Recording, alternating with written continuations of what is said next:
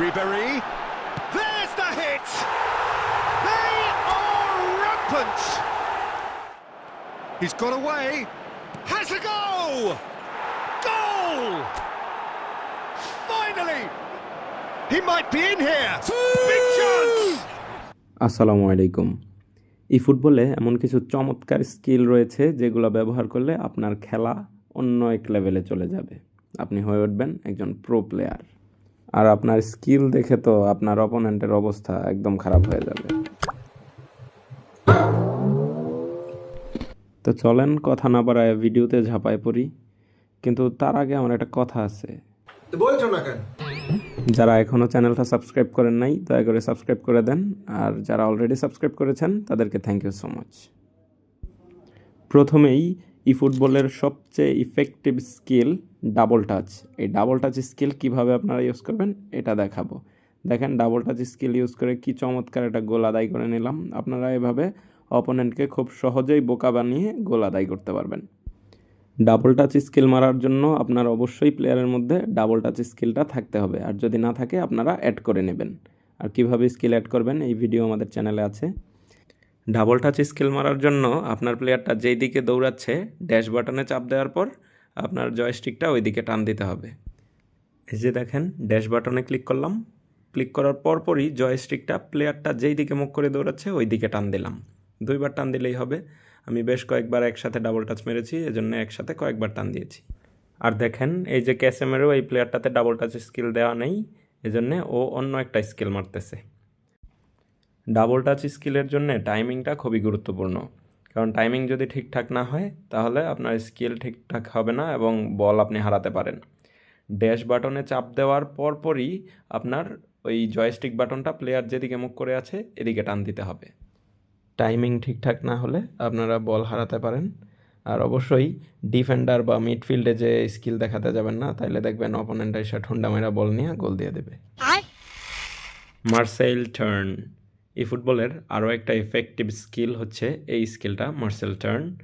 এখানে আপনি প্লেয়ারটাকে এভাবে করে ঘোরাতে পারবেন, ঘুরিয়ে আপনি চাইলে শুট দিতে পারবেন বা অপোনেন্টকে খুব সহজেই বোকা বানাতে পারবেন। যে প্লেয়ারকে দিয়ে মার্সেল টার্ন স্কিলটা দিবেন সেই প্লেয়ারের মধ্যে অবশ্যই মার্সেল টার্ন এই স্কিলটা থাকতে হবে। প্রত্যেকটা স্কিলের ক্ষেত্রে একই নিয়ম, যেই প্লেয়ারকে স্কিলটা ইউজ করবেন ওই প্লেয়ারের মধ্যে ওই স্কিলটা থাকতে হবে। মার্সেল টার্ন মারার জন্য আপনার প্লেয়ারটা যেই দিকে মুখ করে দৌড়াচ্ছে ড্যাশ বাটনে ক্লিক করার পর 90 ডিগ্রি অ্যাঙ্গেলে উপরে অথবা নিচে টান দেবেন। দেখেন আমি দেখিয়ে দিচ্ছি। ড্যাশ বাটনে ক্লিক করলাম, আমার প্লেয়ার সামনের দিকে মুখ ছিল, আমি উপরের দিকে টান দিছি দুইবার। আবার ড্যাশ বাটনে ক্লিক করলাম, নিচের দিকে দুইবার টান দিছি, এবার এদিকে মুখ করে ঘুরছে। আর পাস রিসিভ করার সাথে সাথে যদি আপনারা মার্সেল টার্ন ইউজ করতে চান তাহলে ড্যাশ বাটনে ক্লিক করবেন পাস রিসিভ করার আগে, তারপর কার্সরটা এইভাবে টান দেবেন, যেদিকে ঘুরতে চান ওইভাবে টান দেবেন 90 ডিগ্রি অ্যাঙ্গেলে। এই যে দেখেন আবার দেখাচ্ছি, উপরের দিকে টান দিলাম, এবার এইভাবে ঘুরবে।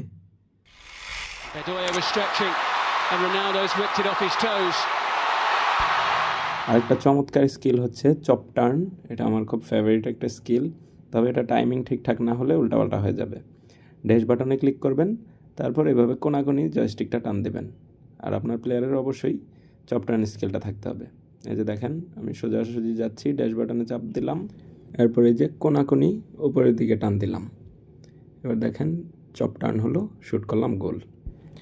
ড্যাশ বাটনে চাপ দেওয়ার পরপরই আপনাদের কোনাকুনি জয়স্টিকটা টান দিতে হবে, যদি দেরি করেন তাহলে কিন্তু হবে না।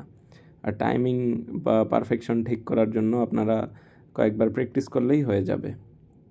আর এই স্কিলটা দেখতেও খুব সুন্দর লাগে। Really is quite fabulous, all his own doing.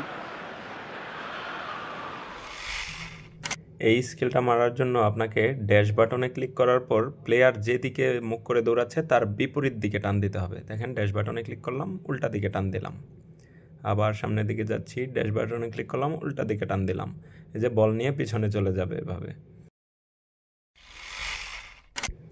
এই স্কিলটা নতুন আপডেটের পর অ্যাড হয়েছে। এটা খুবই সহজে আপনি ইউজ করতে পারবেন। শুধুমাত্র জয়স্টিকটা আপনার এভাবে টানতে হবে, কোনো ড্যাশ ক্লিক করতে হবে না, কিচ্ছু না। যেই দিকে আপনি প্লেয়ারটাকে মুভ করাতে চান ওই দিকে বারবার জয়স্টিকটা এভাবে টানতে থাকবেন। নর্মালি যদি আপনি এভাবে সামনের দিকে জয়স্টিক ধরে মুভ করেন তাহলে কিন্তু কোনো স্কিল টাইপের দেখাবে না, কিন্তু দেখেন আমি জয়স্টিকটা বারবার টানতে থাকলে এটা একটু স্কিলের মতো দেখাবে।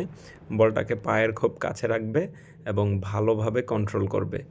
আপনি যদি খেলার গতিটা একটু কমাতে চান, একটু স্লো করতে চান, তখন এই স্কিলটা খুব কাজে লাগবে। আপনি দেখে শুনে ঠান্ডা মাথায় পাস দিতে পারবেন। আরেকটা খুব সহজ এবং চমৎকার স্কিল আছে, যেটা হচ্ছে আপনি বলটাকে নিয়ে জয়স্টিকটা শুধু ঘোরাবেন, তাহলে আপনার প্লেয়ারটা এভাবে ঘুরতে থাকবে আর আপনার যেই বাকি প্লেয়ারগুলো আছে এগুলো খুব ভালো একটা পজিশন নিয়ে নেবে। ততক্ষণে আপনি দু একবার ঘুরে এভাবে একটা ভালো পাস দিয়ে গোল আদায় করে নিতে পারবেন। এই স্কিলটা খুবই ইফেক্টিভ, বিশেষ করে লাইভ ম্যাচে আপনারা খুব বেশি কাজে লাগাতে পারবেন। এই স্কিলটা খুবই সহজ এবং এটাতে বল হারানোর চান্স অনেকটা কম। আপনি একটু দেখে শুনে চারিদিকে মুভ করলেই হবে। ভিডিওটা অনেকটা লম্বা হয়ে গেল। যেই স্কিলগুলো দেখিয়েছি আশা করছি এই স্কিলগুলো ব্যবহার করলে আপনাদের খেলায় অনেকটা পরিবর্তন চলে আসবে। এছাড়াও অন্য কোনো ভিডিও চাইলে আপনারা কমেন্টে জানাবেন। তো এতক্ষণ সাথে থাকার জন্য ধন্যবাদ। সবাই ভালো থাকবেন, সুস্থ থাকবেন। আসসালামু আলাইকুম।